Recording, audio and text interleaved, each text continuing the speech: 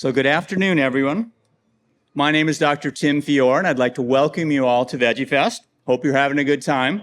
Right now, you're here for a talk entitled Fasting and the Plant-Based Diet. And now it's my pleasure to welcome our speaker today, Dr. Andreas Michaelson, who's come all the way from Berlin, Germany, to speak with us. Dr. Michaelson is a professor of internal and integrative medicine at the Charité University Medical School in Berlin, the largest university hospital in Europe. Dr. Michaelson is board certified in internal medicine, critical care medicine, nutritional medicine, complementary medicine, and physical medicine and rehabilitation.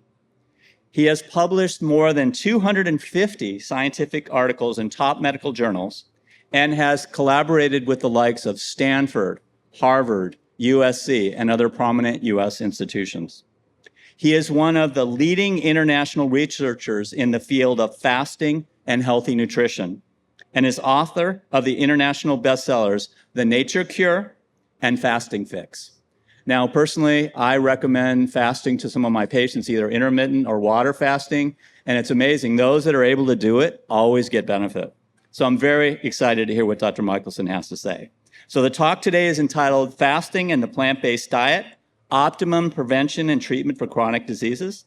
Please join me in welcoming Dr. Michaelson.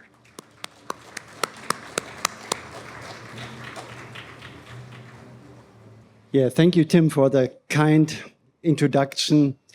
Yeah, well, hi, everybody. It's a pleasure and honor to be here at the Veggie Fest, and I would like to give you an insight to share the scientific evidence, but also the medical experience from all kinds of fasting.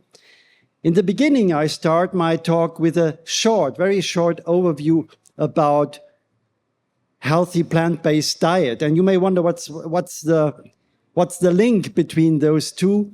And I can say already now that if you start to practice any kind of fasting, it's getting easier to adopt a healthy diet. This is due to the fact, we and others, Walter Longo, have researched that when you fast, your taste, your sensitivity improves. And so you start to be more sensitive to good, to healthy food. So that's the link for a very good combination between fasting and a healthy plant-based diet. And as Tim Fior mentioned, I'm a director of a large hospital ward. We treat thousands of patients every year. And our job is the increasing number of chronic diseases. You see them here on the screen: hypertension, myocardial infarction, stroke, cancer, chronic pain, diabetes type 2, depression. Most of these diseases are lifestyle related and age associated. But what's very important, these diseases are not a destiny. What we know today is that genetics account for less than 20% of these diseases. The main point is unhealthy lifestyle. So if you are personally, or me, or everybody interested in being 70, 80, 90 and still mobile, healthy, without any severe disease and without having the need to take medication, the best prevention is a combination of a very healthy nutrition, of course, a bit of exercise too.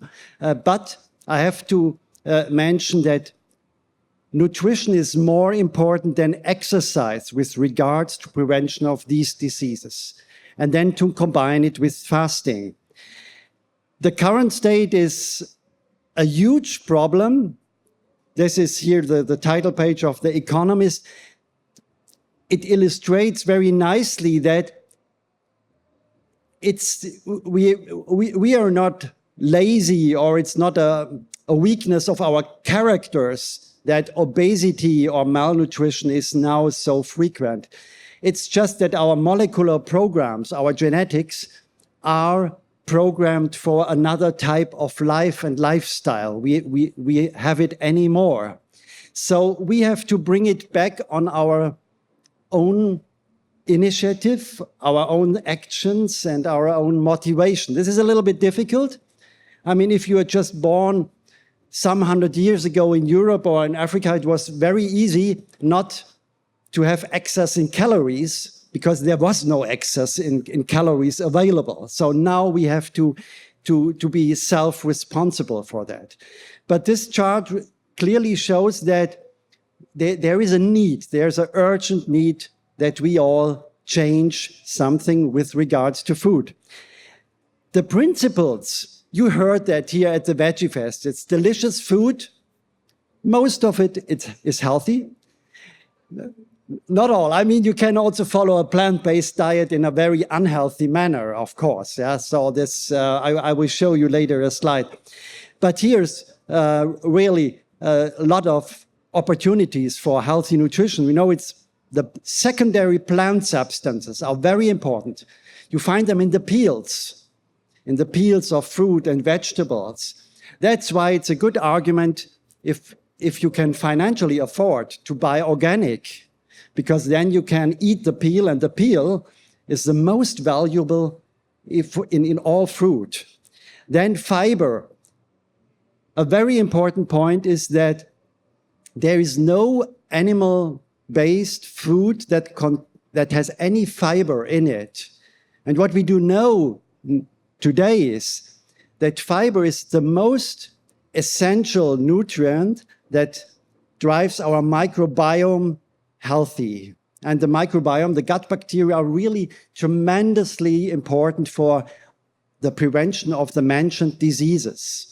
There are more and more data that show rheumatoid arthritis, multiple sclerosis, Parkinson's disease, obesity also. It's all driven in big parts by a bad microbiome. And so this is the point for fiber. Then good fats, protein. I will mention protein later.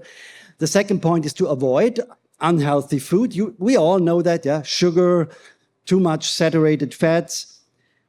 But it's difficult if the food and the products are hyper-palatable, yeah? Say they're sweet, they are crunchy, they are creamy.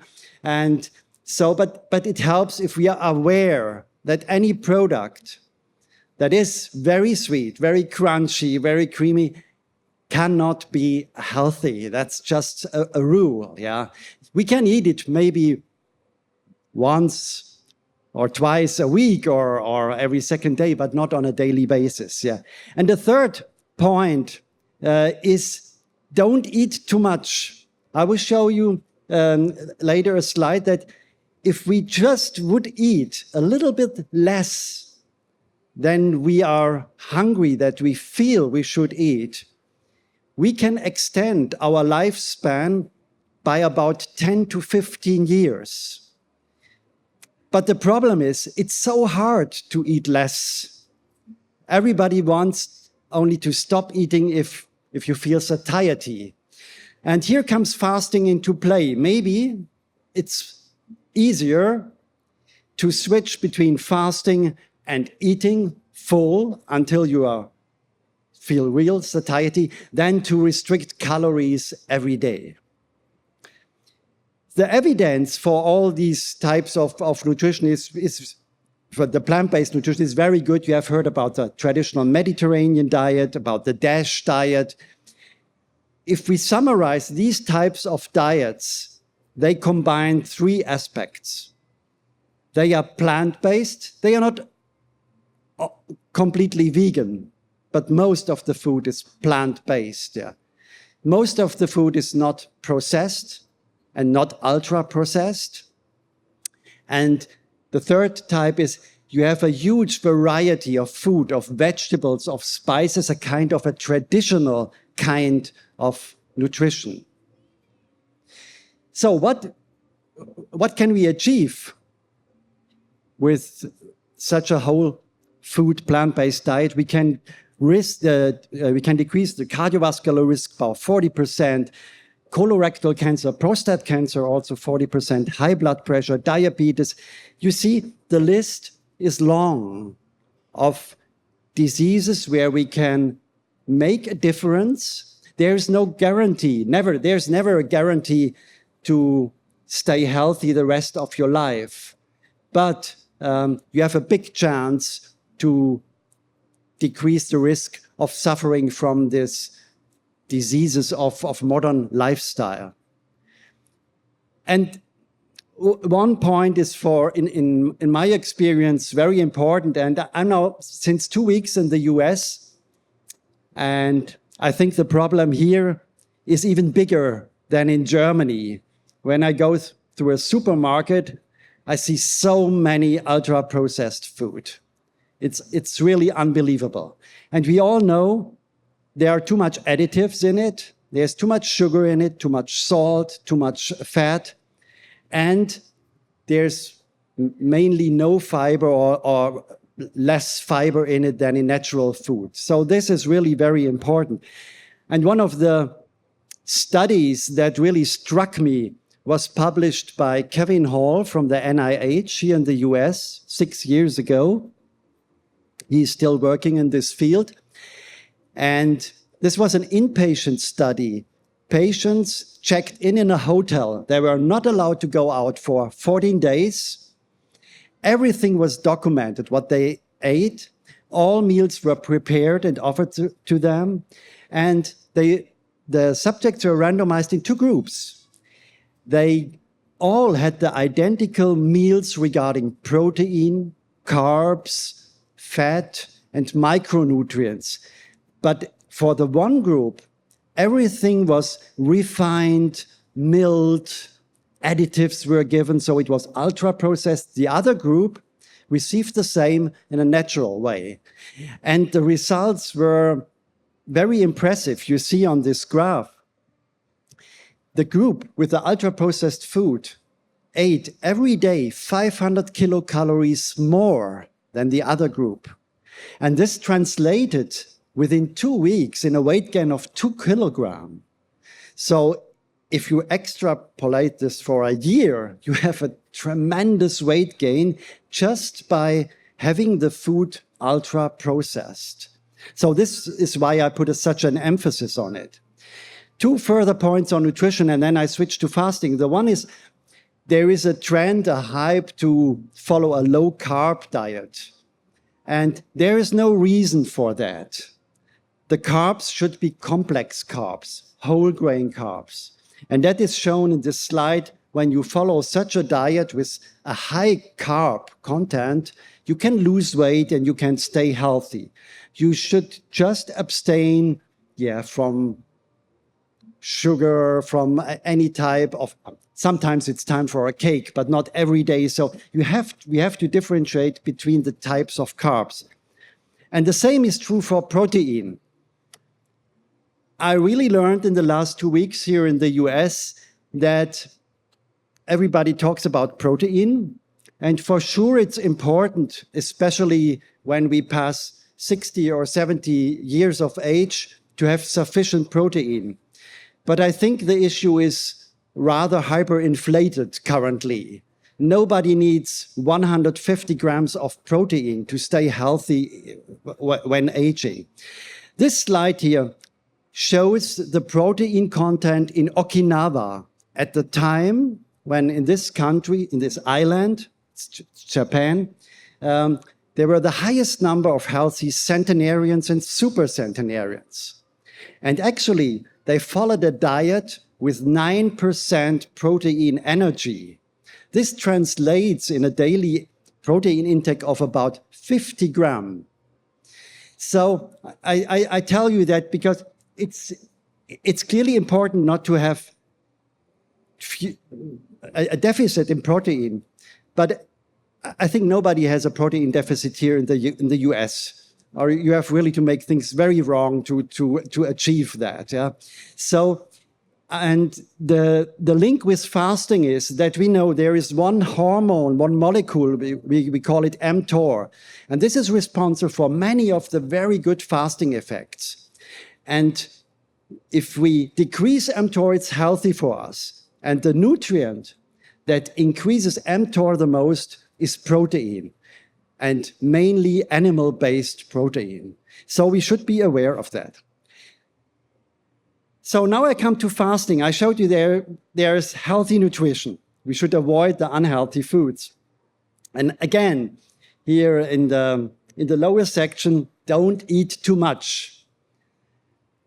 There is one study where subjects in the study, they succeeded in eating less than they liked to. This was the calorie study. Originally, the researchers intended to achieve that the subjects would eat 20% less. And for that, they had daily telephone calls, education sessions, really a lot of tools to make them adherent. It did not work very well, but they eat 12% less. That's also a good result. And even with that 12%, we saw a bunch of improvements. Diabetes, blood sugar regulation, blood pressure, weight, cholesterol, all things improved just by eating 12% less. But again, if you say now to yourself, well, I want to eat 12% less, that means anytime when you are at lunch or at dinner, you should stop before you think you should stop. So that's the point of it. So I'm convinced that fasting is the better option. We have various kinds of fasting, intermittent fasting, fasting mimicking diet, prolonged fasting. They all cut down calories for a defined period of time. And when we add to the periods where you eat just what you want, you get also a 10% to 12% caloric restriction. So that's the rationale behind practicing fasting. But the other question is fasting maybe even more difficult than to stop eating? And I can tell you from our experience, it is not. And why should we fast? It is a law in biology. Every researcher, every experimental researcher from Harvard to Stanford to Berlin knows that. When you put mice or bacteria or monkeys on a schedule where they don't receive food for a certain period of time, let's call it fasting, they extend their lifespan from 10 to 30%. What's even more impressive, when you do experiments for Parkinson, multiple sclerosis, rheumatoid arthritis, dementia, stroke, the majority of animals no more has a risk for suffering from these diseases. They are completely abolished.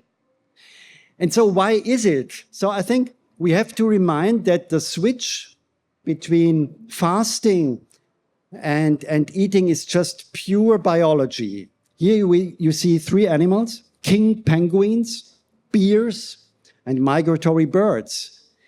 They all can fast for weeks and months. And you know, bears are strong animals. They are hibernating. They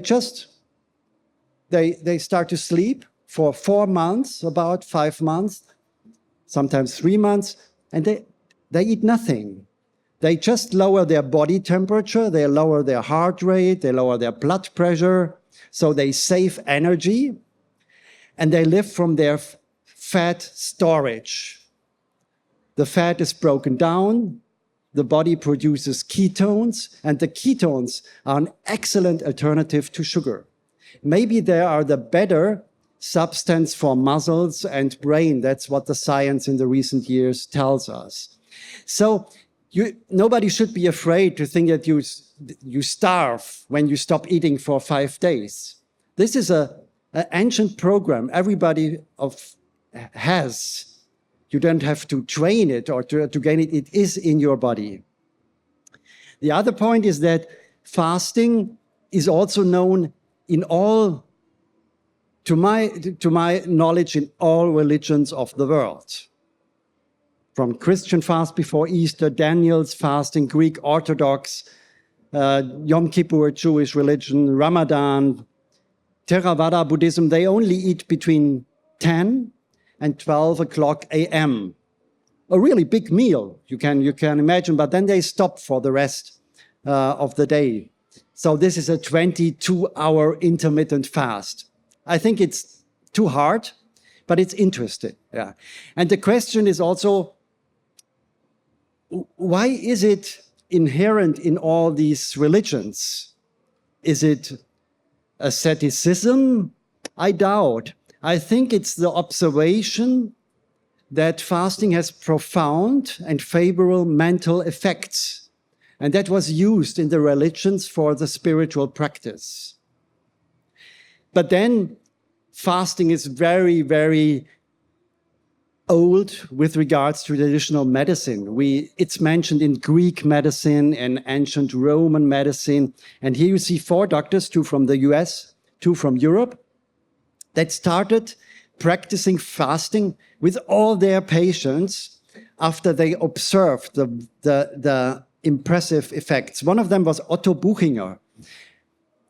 Otto Buchinger he suffered himself from rheumatoid arthritis. And it was so severe that he had to stop his profession, his career. And so he heard about fasting, that Henry Jenner in the US would follow fasting. And he practiced for 20 days a fasting cure.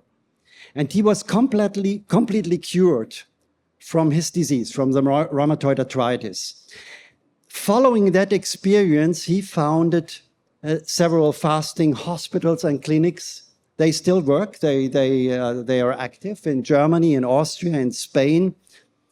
And I will show you the technique of Buchinger in this summarizing slide. So Buchinger and Jenner, they were convinced that we have the best effects when we fast at least 5 days. Better would be 7 days if you have enough fat storage. I mean, fat is a kind of life insurance. Right? The thought is not bad from nature. So you have a good life insurance, you can fast for 14 days maybe. Yeah. So 5 days starts prolonged fasting. I think there is no need to fast longer than 14 days. There are some people, some patients, also in my hospital, in my clinic. I remember one came to me and he said, I started to fast, I want to follow it for 40 days. And I said, well, why 40 days? He said, because Jesus did it. And I said, yeah, but you are not Jesus. So the thing is, we should not go beyond some periods, because then maybe you really lose muscle or protein, what you should not. Yeah. So prolonged fasting, we have 3 methods. The one is water-only fasting. There's also a clinic here in the US, in California. I think the North True Clinic, Alan Goldhammer, he is practicing. It was a big success. Then there's Buchinger. He recommends to have 400 calories a day. This is 1 soup during lunch or dinner, and 2 cups, small glasses of juice, fresh juice. Should be fresh juice, yeah. And we have the experience, and also our data show that this works better than water-only fasting. You get not so tired, and it's also, let's say, more pleasant. If you have some kind of food at lunch, you can sit with the family or the partner. I mean, the soup is not, of course, it's not very tasty. It's mainly water, but you have a little bit the feeling that you still eat. Yeah. Then we have the fasting mimicking diet. This is the creation of Professor Walter Longo from University of Southern California.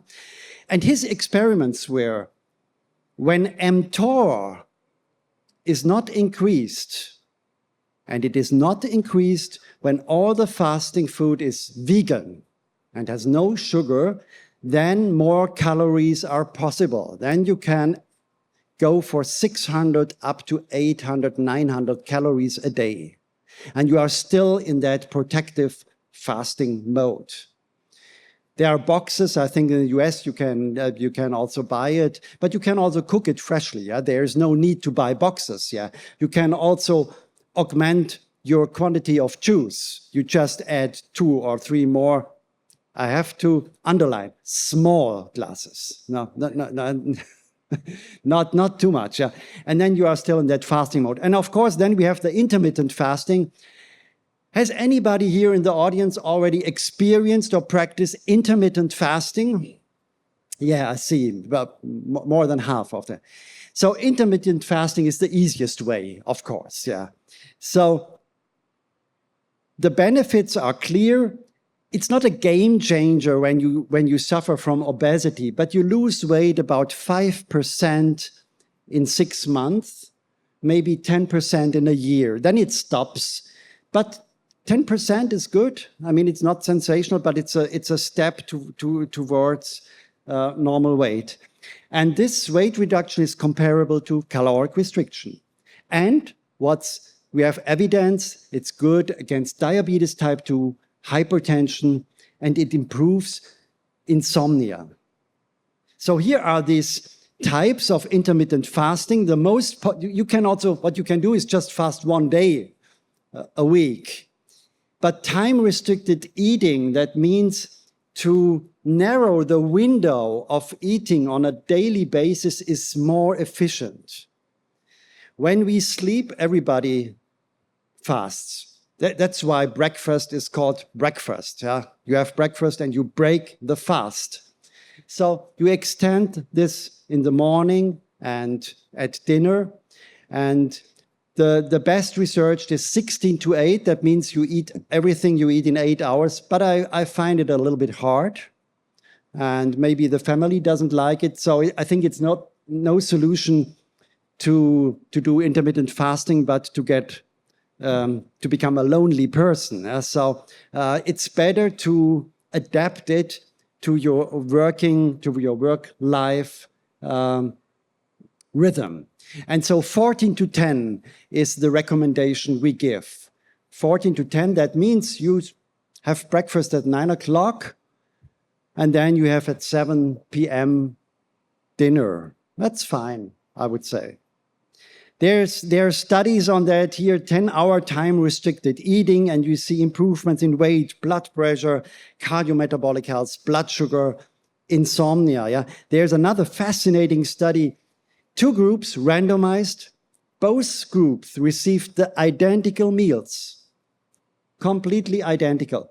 But the one group that had to follow an 8-hour time-restricted eating, they had 2 meals, one between 7 and 10, and one between 12 noon and 4 p.m. A little bit early, the dinner, I have to admit. But they saw large improvement in fatty liver, blood sugar regulation, blood pressure, weight. So it is working. If you still say, well, but I know you have experience, it's too hard, my basic recommendation would be to refrain from food 3 hours before you regularly go to sleep, and not to eat the first hour after waking up. Why? Because during these 3 and 1 hour period, the melatonin, the sleep hormone, is still quite high in your blood, and this disturbs insulin, blood sugar, and cholesterol regulation. What's important is when we say refrain from food, that means also from beverages, energy-containing beverages. No alcohol, no sweetened coffee in the morning. Black coffee is okay, yeah, but the coffee with oat milk or a little bit sugar only after 1 hour has passed in the morning. So this is the nicest form of intermittent fasting. I will not go deep into this slide, but this is published in the New England Journal of Medicine. This is the most famous medical journal, and here the mechanisms were explained from fasting. And what we see is the fat storage is broken down, also in intermittent fasting, the last 2 hours. And then the ketone bodies are produced and they go into the brain, into the heart, into the muscle, and they do all these good things for us. Then we have the crown of fasting, the prolonged fasting. So it is a prevention for really many diseases. And I mentioned it in the beginning of my talk. For us, it's kind of a reset. When you do prolonged fasting, the first 2 days are bad or maybe not so nice. You really have to be disciplined, because when you start fasting, you think, oh, that's great. And so then it comes to dinner time and think, oh, it was not such a good idea. Then you sleep and the next morning you feel this craving. Yeah. And so you have to go through these 2 days. After 2 days, the metabolic switch is perfectly done by the body. You have the ketones, and then it becomes very easy to fast for a longer period of time. So don't stop at the second day. You have to go through it. That's very important. And when you are in the third day, most of the people will realize that it's easier than thought. These are soups. I mentioned the juices already. These are the soups we serve for lunch. So you see, it's not, it's like a watery soup. Yeah, it has to be such. But it's warm and it gets you a feeling that it would be like eating a real soup. Yeah. So, what can we achieve with prolonged fasting? A lot. You see here the list of diseases where we have a positive impact, a beneficial impact with prolonged fasting: diabetes type 2, hypertension, fatty liver, rheumatoid arthritis, inflammatory bowel disease, skin disease, also mild forms of depression, but you should not fast if you suffer from a major depression. This is not a good idea, because the mental effects of the fasting then can disturb also, if you are on medication, the action of the medication. And it appears more and more that fasting has also an effect on preventing dementia. Here's some data from my working group. You see systolic blood pressure and the weight change. Blood pressure on the left side, weight change on the right side. I did this study with 1,400 patients in a fasting resort. And those people there, they fasted for 5 days, for 10 days, for 14 days, or 21 days. The 21 were those that were really more obese. Yeah. And what's shown very nicely, blood pressure normalizes without any medication after 5 days. The weight change, that's what we expect. That's nice, but it's not what's so impressive. Impressive is the blood pressure normalization. This is a sample of patients suffering from severe rheumatoid arthritis. Fasting does not cure rheumatoid arthritis as it was with Dr. Buchinger, sometimes. But what we see is a pain relief, improvement of symptoms, and that's very nicely shown here in this slide. All of our patients, with exception of one who did not adhere to the protocol, improved, had less swelling, less pain. And this is also very interesting. Fatty liver, I think in the US now 30% of the population suffer from fatty liver, and it's dangerous. And there is no medication against fatty liver. And the best way to get rid of a fatty liver is to fast for a total of 20 days. I would not recommend now to fast for 20 days, but what I wanted to say, if you succeed in fasting 4 times, 5 days within a year or within 2 years, you have a good chance to get rid of your fatty liver. And finally, my question was, is it difficult to fast? Well, there are many luxury resorts in Europe where you pay really a lot of money to stay there, and you get nothing to eat. That's a fantastic business case. And what we did, we documented with questionnaires, validated questionnaires, the mood of these patients, of these 1,422. And what you see, it's really amazing. The mood gets better with every fasting day. Imagine that. You get nothing to eat for 21 days, and you get more and more euphoric. But that is due to the ketones in the brain. So again, my message would be, when you try out, don't give up in the first 48 hours. Yeah, because the rewards you receive the rewards later on. And so it's no wonder that this is again a slide from a very renowned journal, Science, where the effects of fasting are summarized. I won't go into it, but you see a lot of effects. And mostly all of the effects are beneficial, are favorable for our body, for the prevention of disease. One of what fascinates me the most is a mechanism called autophagy. Has anybody heard about autophagy? Okay. So this is a program of cellular self-cleaning, of recycling. As we live, as we age, and as we don't eat the right food, a lot of garbage accumulates in the cell. And there's a mechanism by which the cell can get rid of this garbage. The old proteins, the mitochondria, are broken down. This gives energy to the cell, and then new proteins and new mitochondria can be built up.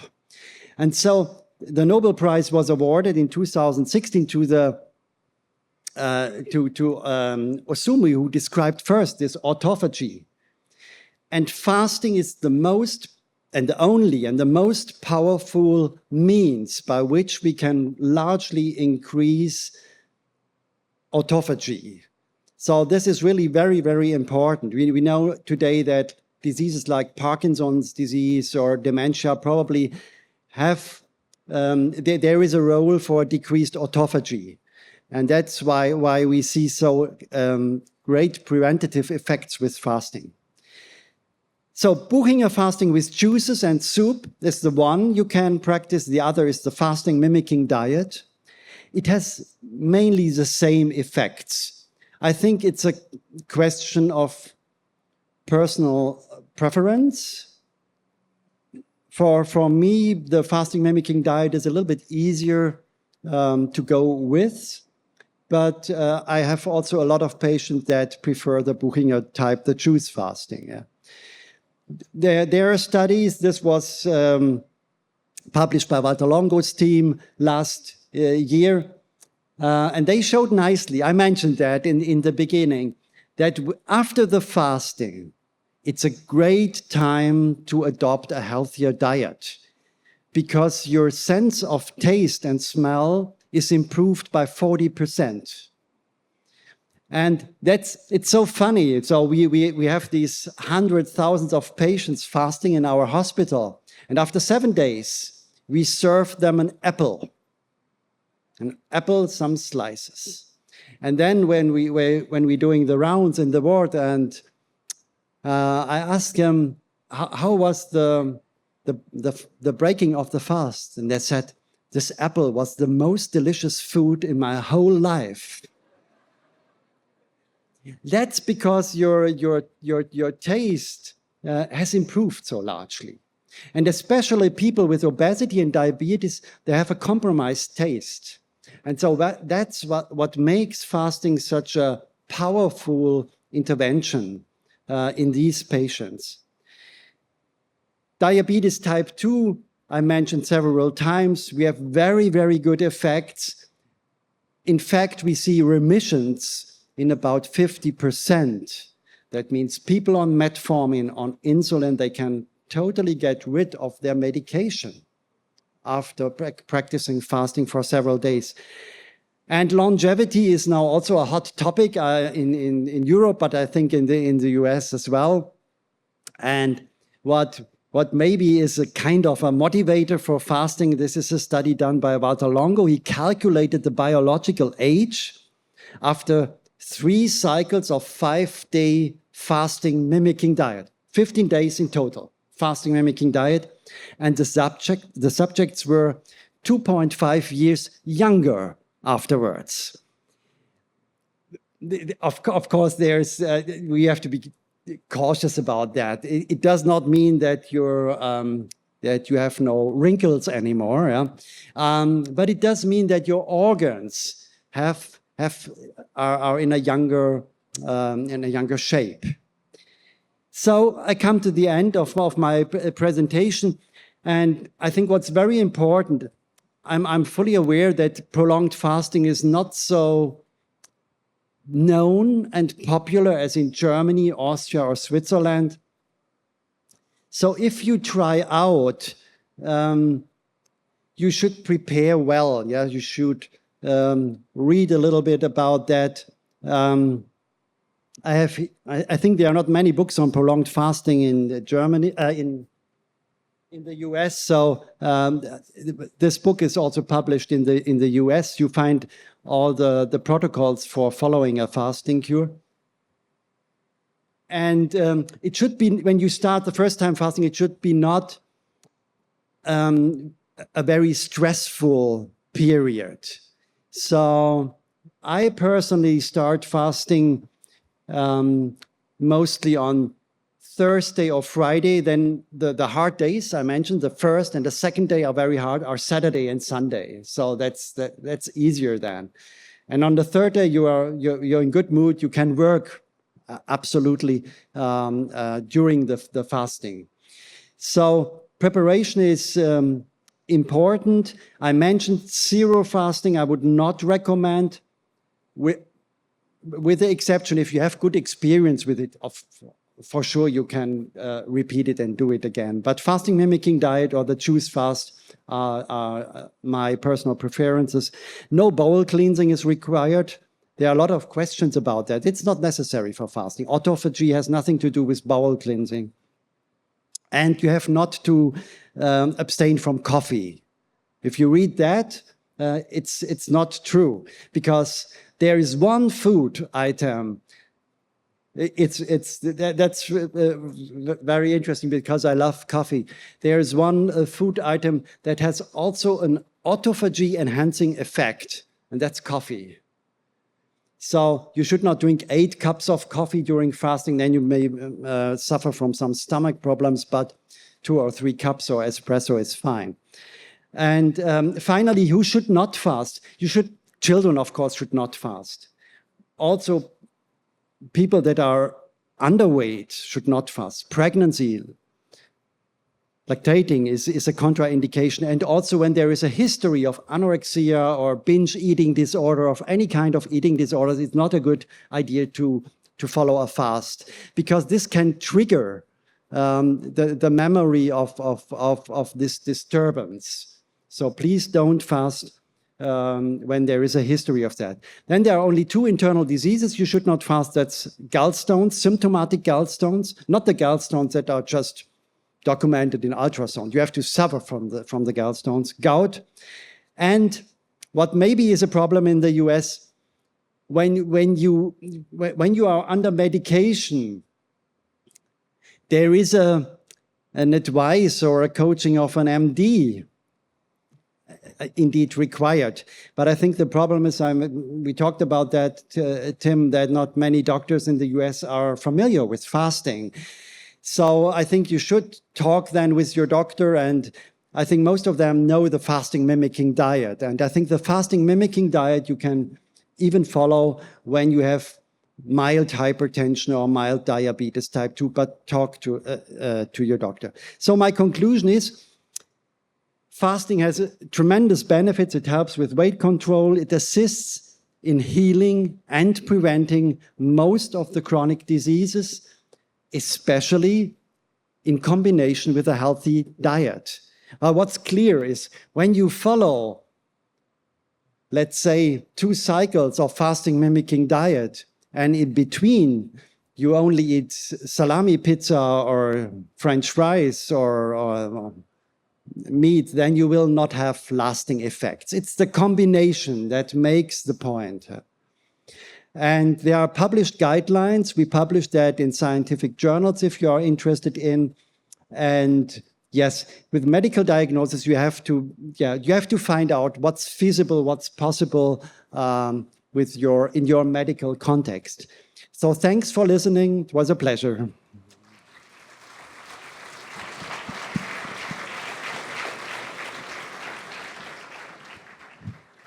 Thank you, Dr. Michaelson, for really enlightening us about the benefits of fasting and being on a plant-based diet. Thank you. Big round of applause for Dr. Michaelson.